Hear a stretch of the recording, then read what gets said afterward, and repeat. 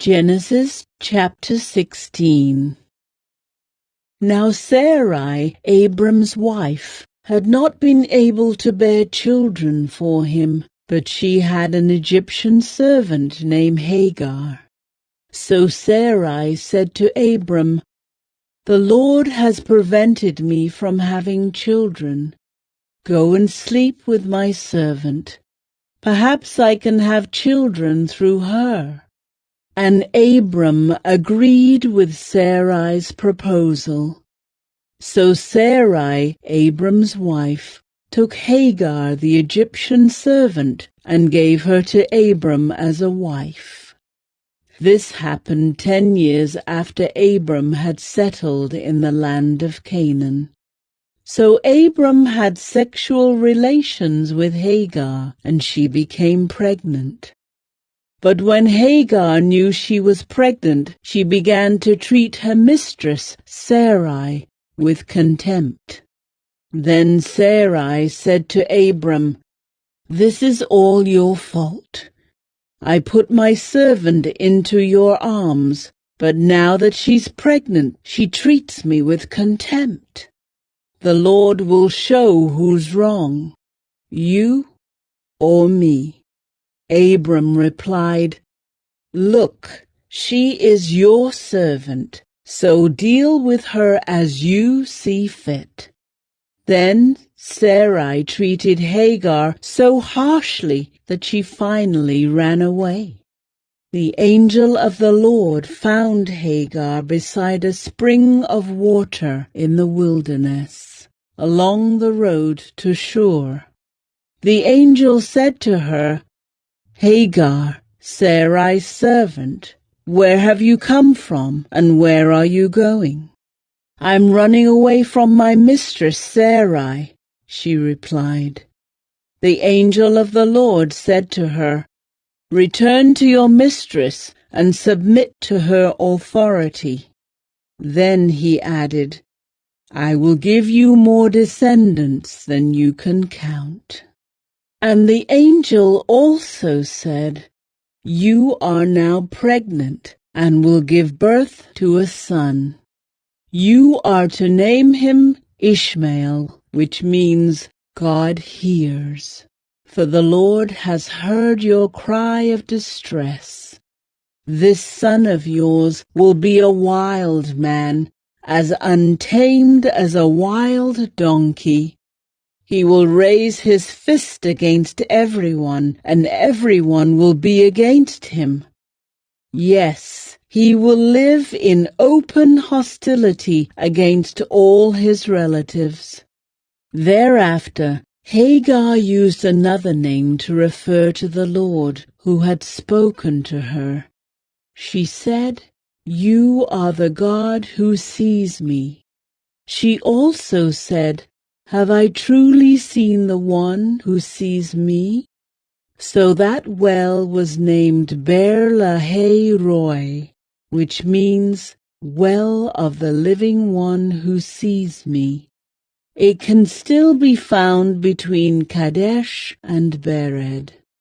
So Hagar gave Abram a son, and Abram named him Ishmael. Abram was 86 years old when Ishmael was born. Genesis chapter 17. When Abram was 99 years old, the Lord appeared to him and said, "I am El Shaddai, God Almighty. Serve me faithfully and live a blameless life. I will make a covenant with you, by which I will guarantee to give you countless descendants." At this, Abram fell face down on the ground. Then God said to him, "This is my covenant with you. I will make you the father of a multitude of nations. What's more, I am changing your name. It will no longer be Abram. Instead, you will be called Abraham, for you will be the father of many nations. I will make you extremely fruitful. Your descendants will become many nations, and kings will be among them. I will confirm my covenant with you and your descendants after you, from generation to generation. This is the everlasting covenant. I will always be your God and the God of your descendants after you. And I will give the entire land of Canaan, where you now live as a foreigner, to you and your descendants. It will be their possession forever, and I will be their God. Then God said to Abraham, Your responsibility is to obey the terms of the covenant. You and all your descendants have this continual responsibility. This is the covenant that you and your descendants must keep. Each male among you must be circumcised. You must cut off the flesh of your foreskin as a sign of the covenant between me and you. From generation to generation, every male child must be circumcised on the 8th day after his birth. This applies not only to members of your family, but also to the servants born in your household and the foreign-born servants whom you have purchased. All must be circumcised. Your bodies will bear the mark of my everlasting covenant. Any male who fails to be circumcised will be cut off from the covenant family for breaking the covenant. Then God said to Abraham, regarding Sarai your wife, her name will no longer be Sarai. From now on, her name will be Sarah. And I will bless her and give you a son from her. Yes, I will bless her richly, and she will become the mother of many nations. Kings of nations will be among her descendants. Then Abraham bowed down to the ground, but he laughed to himself in disbelief. How could I become a father at the age of 100, he thought. And how can Sarah have a baby when she is 90 years old? So Abraham said to God, May Ishmael live under your special blessing? But God replied, No, Sarah your wife will give birth to a son for you. You will name him Isaac, and I will confirm my covenant with him and his descendants as an everlasting covenant.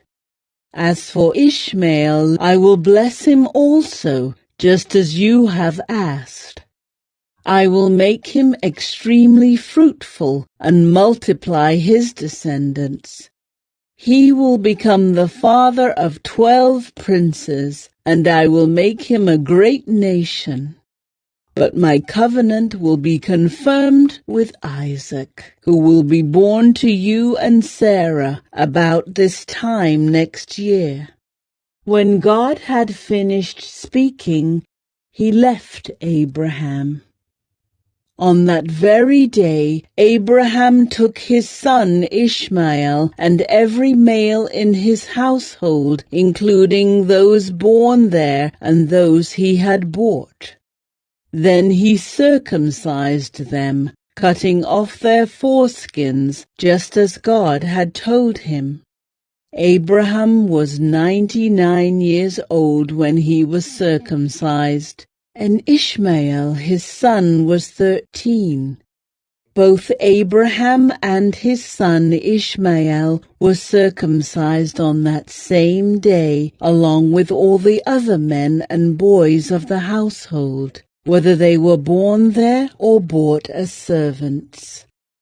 All were circumcised with him. Genesis Chapter 18.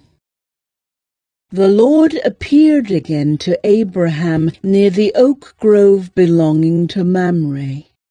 One day Abraham was sitting at the entrance to his tent during the hottest part of the day. He looked up and noticed 3 men standing nearby. When he saw them, he ran to meet them and welcomed them, bowing low to the ground. "My lord," he said, "if it pleases you, stop here for a while. Rest in the shade of this tree while water is brought to wash your feet.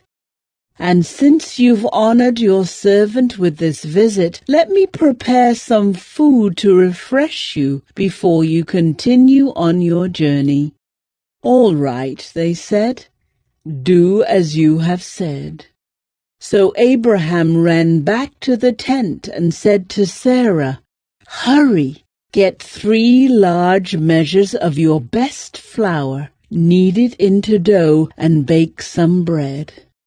Then Abraham ran out to the herd and chose a tender calf and gave it to his servant, who quickly prepared it. When the food was ready, Abraham took some yogurt and milk and the roasted meat, and he served it to the men. As they ate, Abraham waited on them in the shade of the trees. "Where is Sarah, your wife?" the visitors asked. "She's inside the tent," Abraham replied. Then one of them said, "I will return to you about this time next year, and your wife Sarah will have a son." Sarah was listening to this conversation from the tent. Abraham and Sarah were both very old by this time, and Sarah was long past the age of having children. So she laughed silently to herself and said, "How could a worn-out woman like me enjoy such pleasure, especially when my master, my husband, is also so old?" Then the Lord said to Abraham, "Why did Sarah laugh? Why did she say, 'Can an old woman like me have a baby?' Is anything too hard for the Lord? I will return about this time next year, and Sarah will have a son." Sarah was afraid, so she denied it, saying, "I didn't laugh." But the Lord said, "No, you did laugh." Then the men got up from their meal and looked out toward Sodom.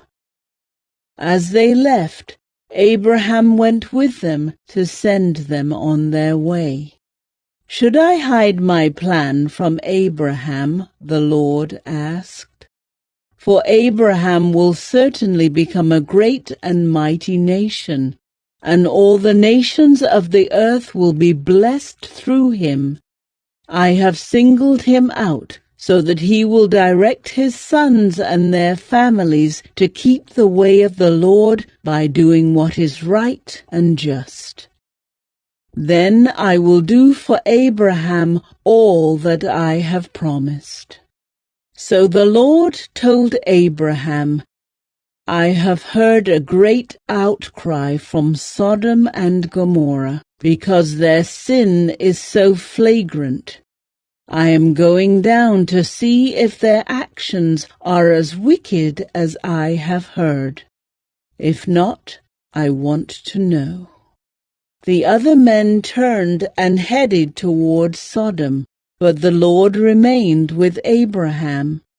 Abraham approached him and said, "Will you sweep away both the righteous and the wicked?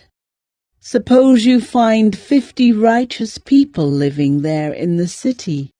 Will you still sweep it away and not spare it for their sakes? Surely you wouldn't do such a thing, destroying the righteous along with the wicked. Why, you would be treating the righteous and the wicked exactly the same." Surely you wouldn't do that. Should not the judge of all the earth do what is right? And the Lord replied, If I find 50 righteous people in Sodom, I will spare the entire city for their sake. Then Abraham spoke again, Since I have begun, let me speak further to my Lord, even though I am but dust and ashes. Suppose there are only 45 righteous people rather than 50. Will you destroy the whole city for lack of 5? And the Lord said, I will not destroy it if I find 45 righteous people there. Then Abram pressed his request further. Suppose there are only 40? And the Lord replied, I will not destroy it for the sake of the 40. Please don't be angry, my Lord, Abraham pleaded. Let me speak. Suppose only 30 righteous people are found. And the Lord replied, I will not destroy it if I find 30.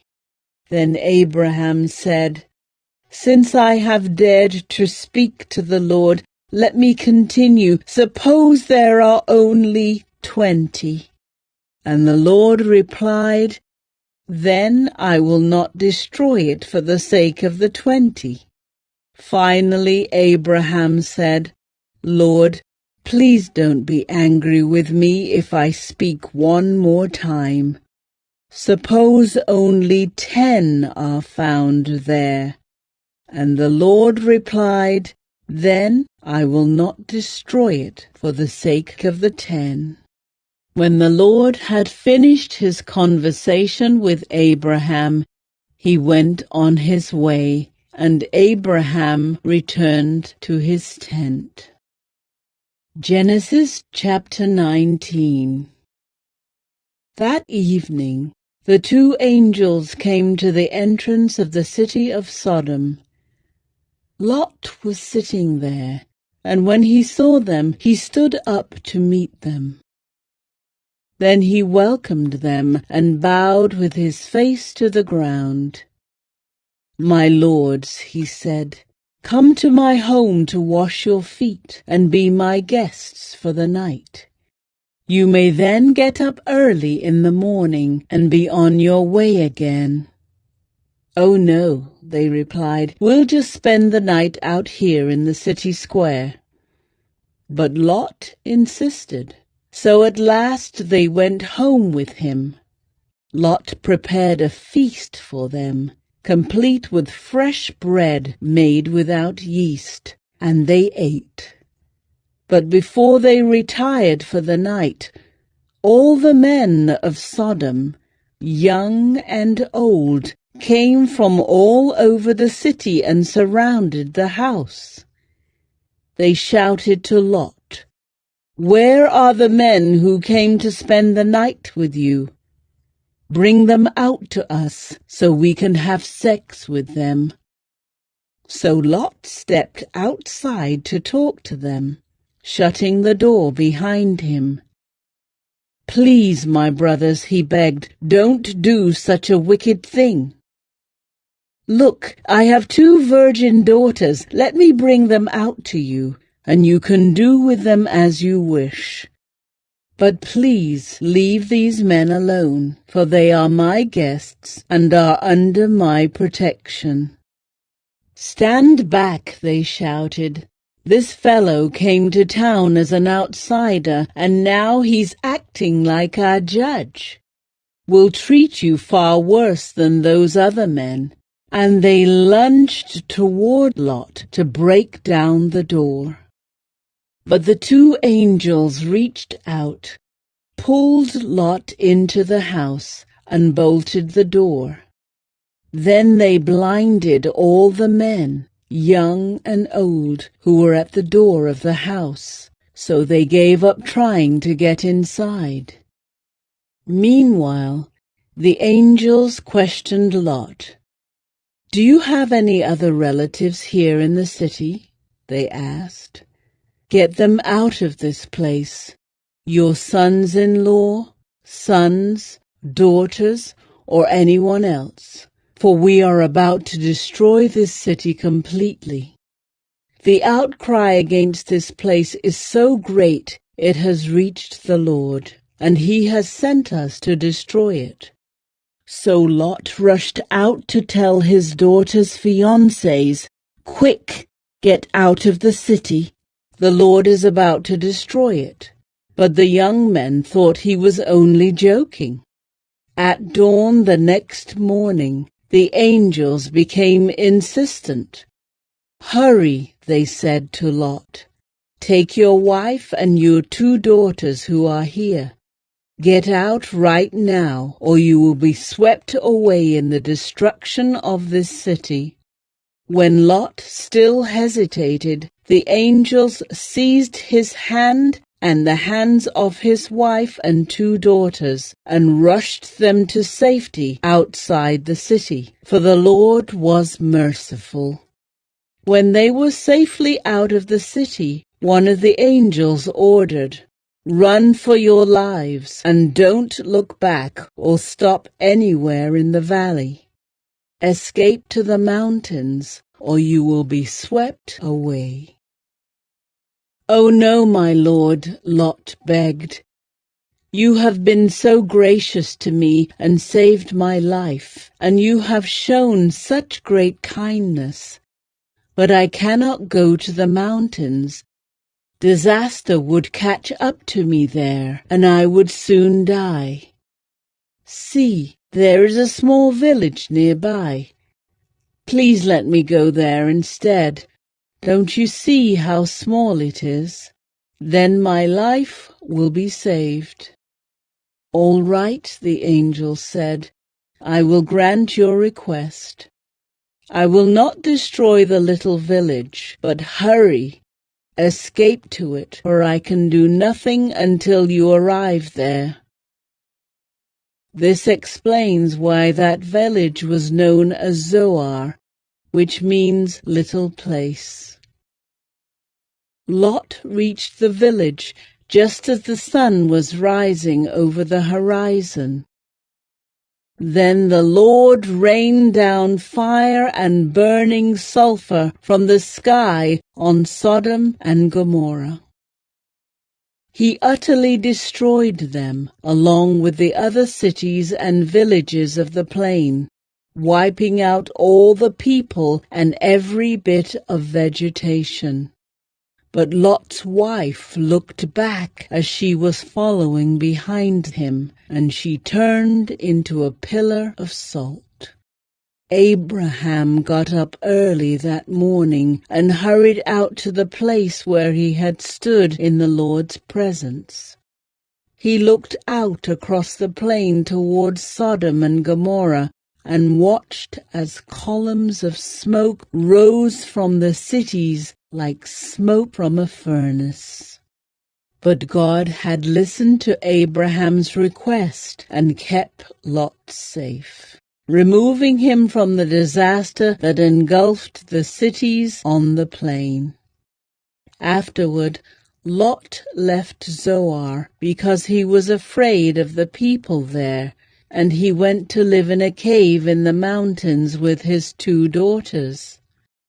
One day, the older daughter said to her sister, "There are no men left anywhere in this entire area, so we can't get married like everyone else, and our father will soon be too old to have children.